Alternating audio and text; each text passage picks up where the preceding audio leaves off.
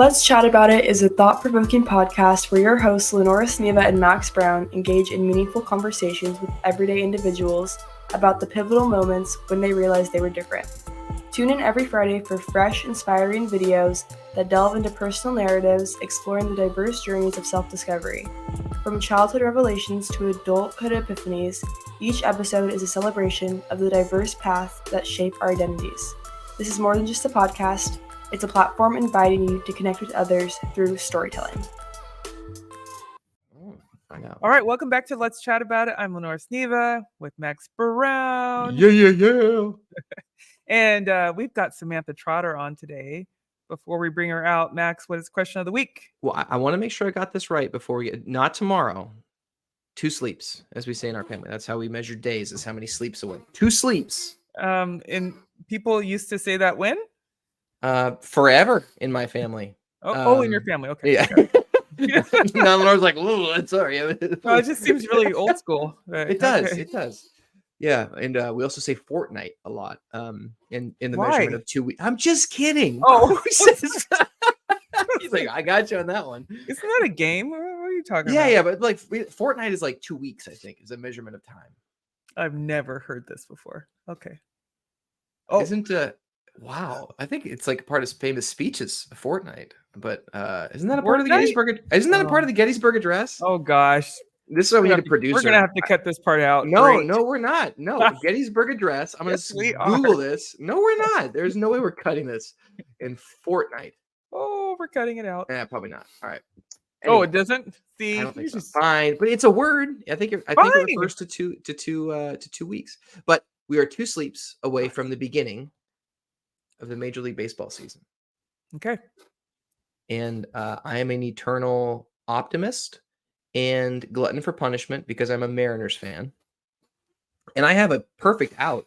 Atlanta Braves are perpetually a good baseball team.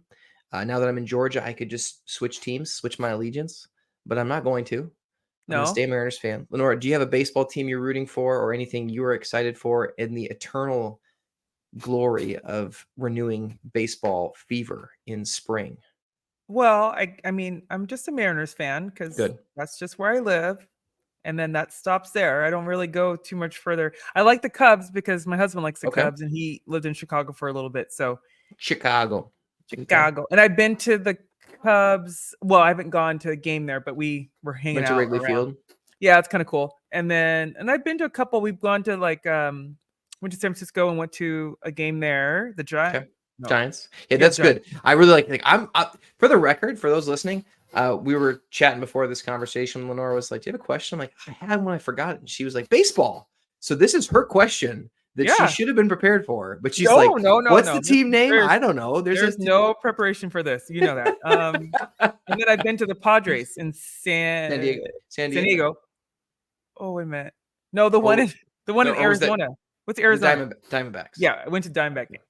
Yeah, for the record, true story that sort of involves you. Last year we were in a conference in San Diego, and I decided to get tickets last minute to go to a San Diego to a Padres. Did you game. go? Yeah, I went to a game. Where were you? Oh, okay. I don't know. Confused. Probably went to bed early based on the rest of the way that conference went. And I literally had a home run ball go through my hands. Ouch. And yeah, it sucked. I dropped it. It went right through my hands. I felt like an idiot. Such a disappointment. It was. It would have been a really. I mean, it was very disappointing. But cool experience. Had a lot of fun. Met some guys from San Diego who are big Padres fans, and of course. And surprise, I was talking with people. Yep. So yeah, maybe we'll get them on the podcast. I didn't get their contact information. So. I like baseball because there's something about I don't know, for some reason I love when baseball's on and I'm cooking and it's just on in the background and I'm just like, oh, the baseball. I don't know. Did you grow up with it? Like, I know your dad's a baseball fan. Did you? Yeah, my dad is. Okay. My grandfather was on the Negro Leagues. He was in the Negro Leagues. That's how he met.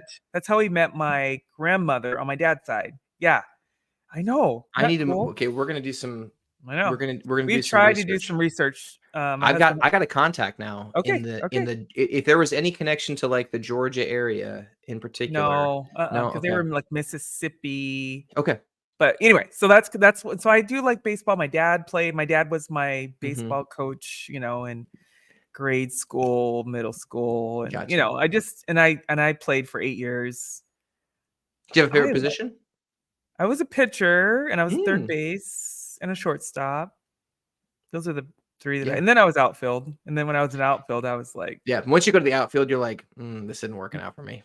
well, I was chilling. I was liking it. I was like, I'm gonna put Starburst in my glove and just sit here and pop eat. them the whole Yep. day. Yeah, there you go. Oh my gosh, that's Did you awesome. play?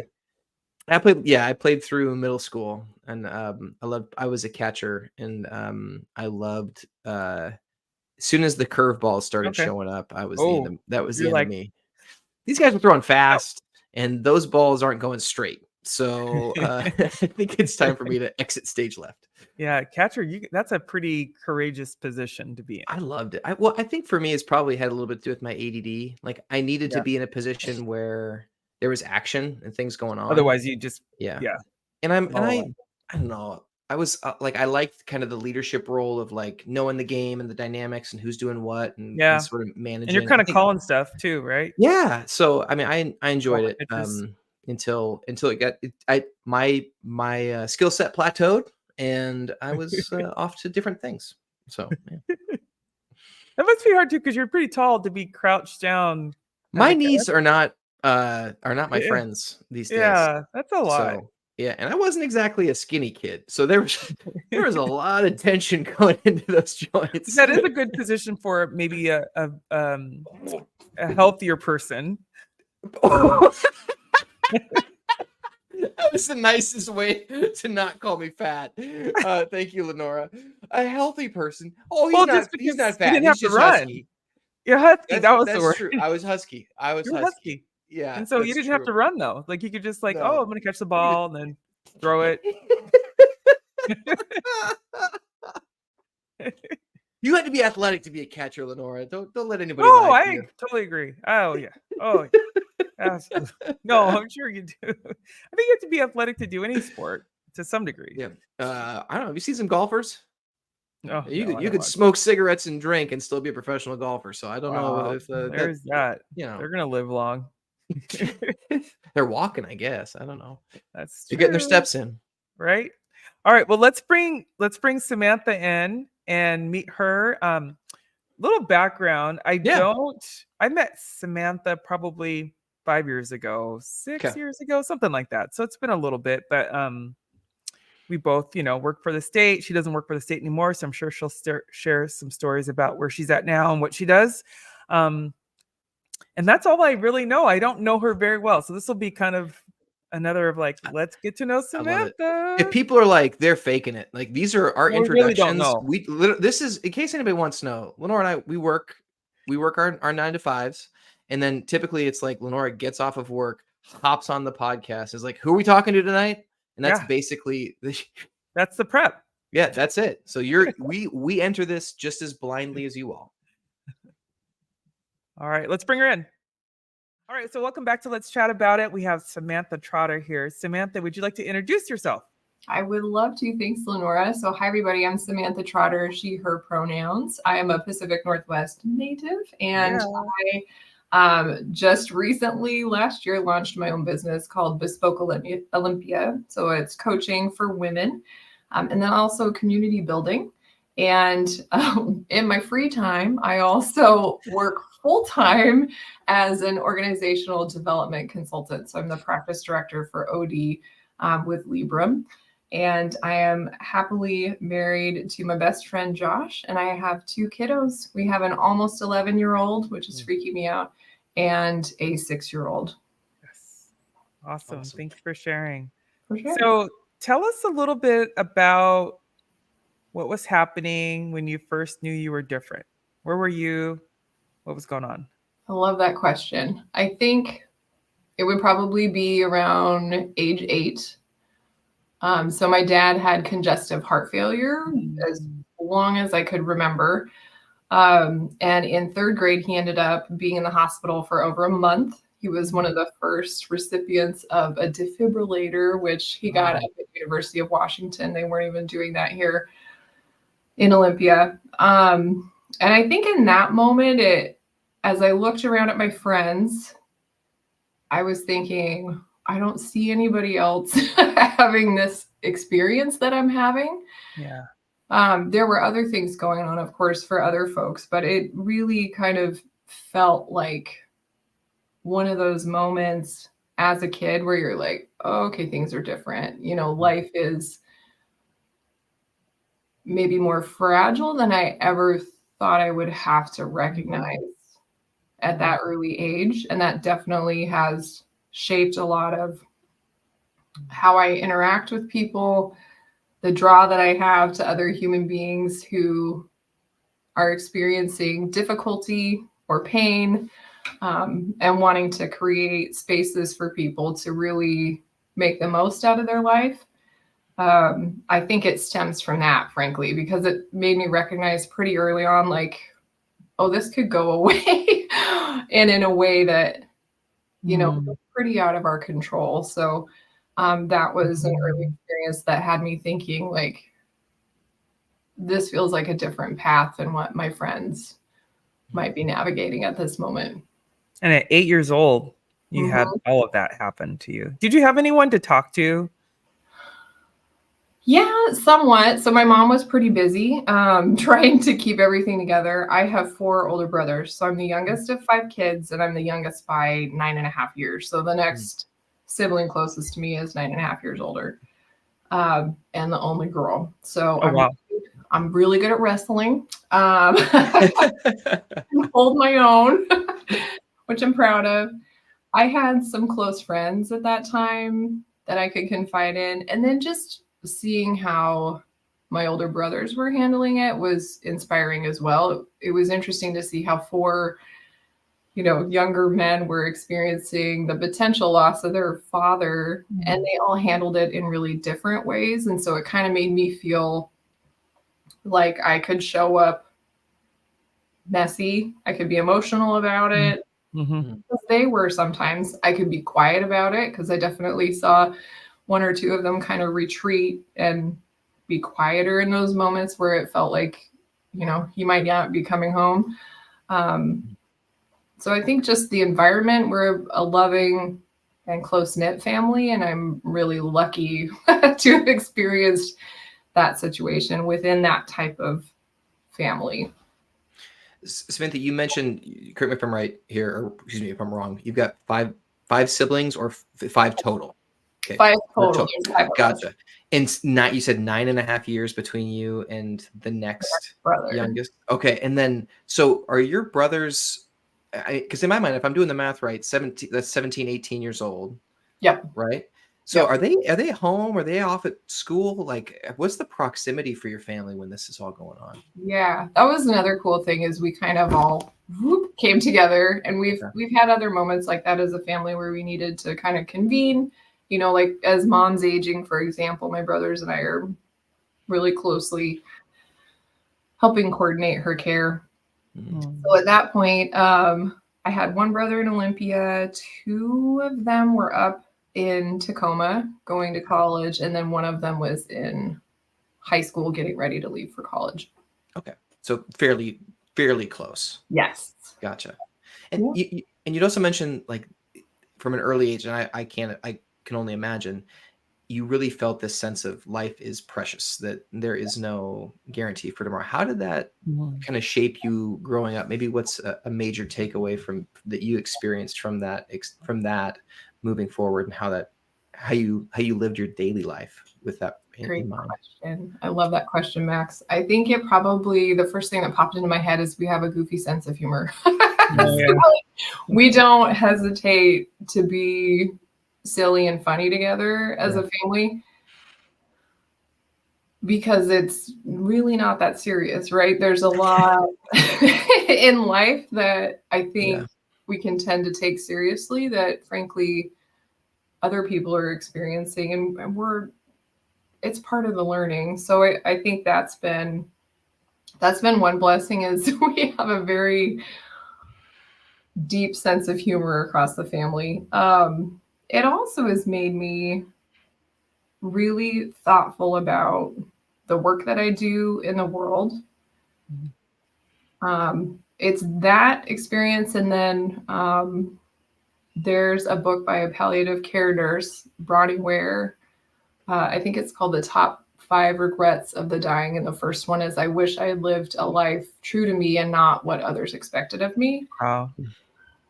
Oh, and when I read that combined with that experience as a kid made me think, like, what am I doing? Like, why would I be spending so many hours of my limited time here doing something that I don't think is really adding value or using my talents to the best of my ability?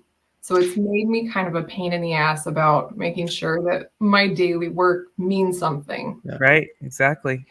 Kind of as a follow-up, do you remember when you, like, where you were in life when you read that book and kind of had that moment of, I might need to rethink what I'm doing here? Yep. I was actually working for the state, and I have a lot of affection and love for our state government, especially the workers. That's what my dad did. It's what my brother is doing currently. Like, we have a lot of history supporting Public service. Yeah, public service. It matters. It really matters. And I also knew it was actually the last, maybe that's related, Max. It was the last state job that I held. And that's when you read the book? Yeah. Yeah. And I remember thinking, I think there's too many constraints here for me, for what I'm built for. And that sounds familiar, Max, doesn't it? No, not at all. I have no idea how to relate to what Samantha's saying whatsoever. Okay. Period. We'll stop. Samantha, we're going to talk offline. You didn't know, but now you do. I got you. Love it. And I have another question. Sorry, Lenora, which is, I love the fact that you just said you've got to have a deep sense of humor. Sarcasm is a language in my family. It's not in my wife's, and so we've had some.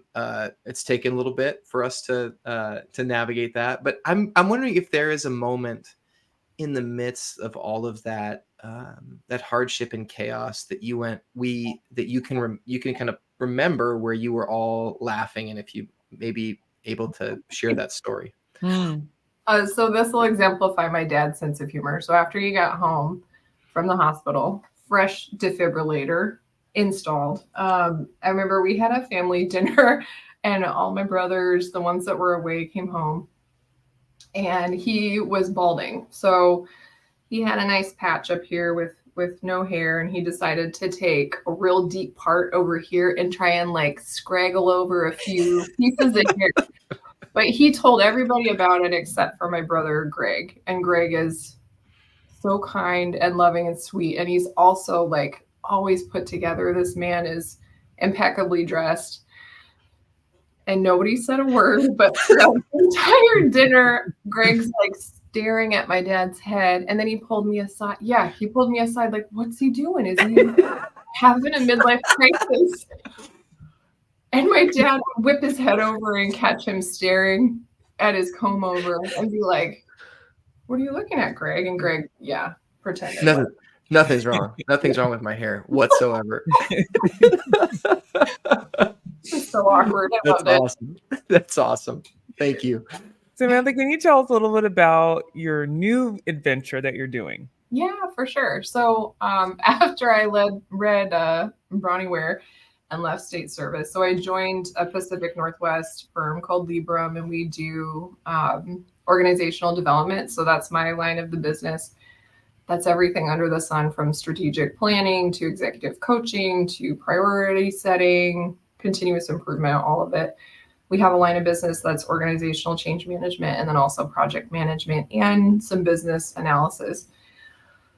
So I've been doing that for the past, 5 years or so. And I really had a need to build some community specifically for women and folks that are centered in the feminine. because what I was finding is as I was working like in the OD and the change management space on projects, I was seeing all of these phenomenal female leaders who were hesitating to really step into their own power. And I don't mean, power in a hierarchical or patriarchal sense. I mean, like, to really step up and demonstrate and bring the skills that they've been blessed with, frankly. So I started Bespoke Olympia. So it's community and coaching to really support individuals, especially women who are kind of questioning what they're doing in the work world. Mm-hmm. So if they feel like there's not a sense of alignment, or does it feel in conflict to the life that they want to live? Does it feel in conflict to what they value and what matters to them? That's what I want to support them with. So I coach folks to really identify where their passions are, and then what are the beliefs that you hold around why you cannot do that thing. Mm-hmm. Because a lot of times it's the cultural conditioning that's telling you, I couldn't possibly do that because it would mean XYZ. Right. Or the family that I come from, it's not appropriate for me to blah, blah, blah. So I support women to create a new narrative around what they're here to do, and then support them to do it. So it gets down to like, what's our action plan? Or do we need to update the resume? Do we need to practice interviewing? Do we need to have informational interviews in areas that you're excited about that you've never, ever believed you could work in? So it gets really concrete, so we can see some actual change in how they show up day to day. So it sounds like a lot of one-on-one coaching. Is that true? Or do you do some group kind of coaching too? So I currently do one-on-one, but then I decided I wanted to bring everybody together. Yeah. And that really, frankly, stemmed from meeting with clients one-on-one and being like, I wish you all could meet each other. Right. Yeah. So I'm going to throw a conference on May 18th called the Do the Damn Thing Conference. And so that's going to be kind of a taste of the coaching that I offer individually, but then it's also within a setting where people can start to make connections and identify other people who are scared, but they're doing the thing anyway. Because I think they're not doing the thing. They're doing the damn thing. That's right. And we got to normalize doing things scared, right? Like, yeah, exactly. Yeah. Just being courageous, walking through it. Yep. That's awesome. That's so cool. So, where can we find information on that one? Like, is there a website, or just, I can put it in the show notes, but. Yeah, for sure. So on my website, so my main website is bespokeolympia.com. If you do bespokeolympia.com/conference, that'll be the conference information, and then a link to where you can find the tickets. That sounds awesome. I think I might come to this if it's on a day that I don't have volleyball for my girl. Could be tough. I know. For sure. Yeah, it's May 18th from 9 a.m. to 3 p.m. here in Olympia, Washington. So I would love to see as many people as we can get to come and support themselves and one another. Well, what I like about it too, it sounds like, like we all have that thing in our heart that we've been kind of pushing down and we just haven't done yet. And so it feels like a really good opportunity to talk about it. Yeah. And then get some like advice and support from other women to do it. Yep. Make the plan at least. Yeah. And to talk through it. Sometimes that's just what you need. Like you need to talk about it, and then you need other women to go, you can do that. Yeah. I believe in you. Agreed. It's remarkable how often we have to rely on other people to see what we're capable of. And I know, right? Yeah. That esteem. Yeah. Oh, wait, I can do this. I can do it. Yeah, I can. Yep. That's so cool. Thanks. Is there anything that you would want to say to the younger Samantha to encourage her, like back when she was 8 and her dad was in the hospital? Like, what would you say to her? I think, so I would share with her that all of it, even the difficult stuff, is good. So it's all learning. It's showing you something that you can take and make part of who you are and kind of shift it into something beautiful. And then kind of calling back to that humor piece, I would also say when you go to college, leave your eyebrows alone because you really messed them up.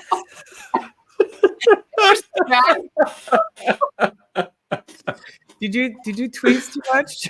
I tweezed too much, and I didn't understand the shaping piece of it. So we had some tadpole eyebrows for full freshman year, I think. And I remember I went to visit my brother in California. Same guy, Greg, right, who's super pulled together, and he was like, "Put him down. Put the tweezers down." Like, fair enough. That's good. Okay. So, okay, let me just reiterate. Put the tweezers down and find the good, right? Find the good, and it's all out of love. Like there's all of it is trying to help you. Yeah. I feel like I'm stating the obvious here, but it feels like this conversation, there's a clear through line from where you were at 8 to where you are today. Yeah.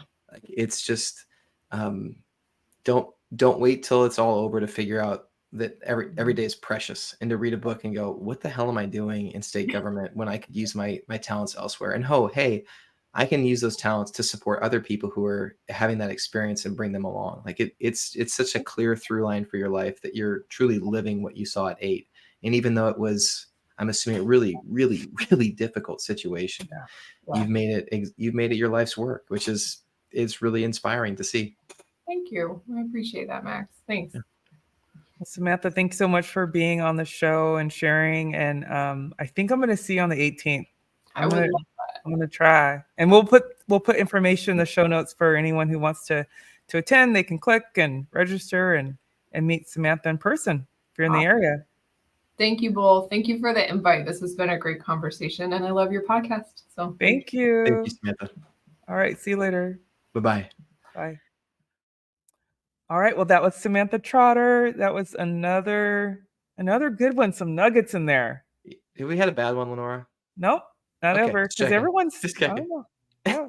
Everyone just keeps bringing it. And it's like, yeah. It's always, it is very, I don't know, it's like a breath of fresh air after these conversations of just being invigorated and encouraged by people's stories and what they're doing. And I think the amazing thing about Samantha's story is just how she's clearly taking her life story and giving it back. And I think that's just, she's that unselfishness of her story and utilizing it for other people is amazing. And I know. Really, really she's a role model. I mean, you can't talk about doing the damn thing if you're not going to do the damn thing. So Amen.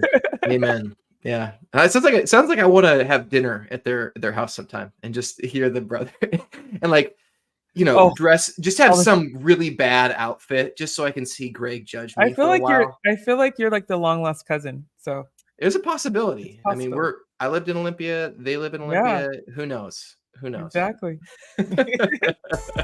All right, everybody. We'll see you next week. See you, everybody. Bye. The Let's Chat About It video podcast, produced and edited by Lenora Sneva, invites listeners to share their stories. To participate, email letschatnow1010@gmail. New episodes featuring people like you and me are released every Friday. Thank you for listening and being a part of a community who cares. Please follow us on Instagram, Facebook, YouTube, and Spotify. Thanks for listening!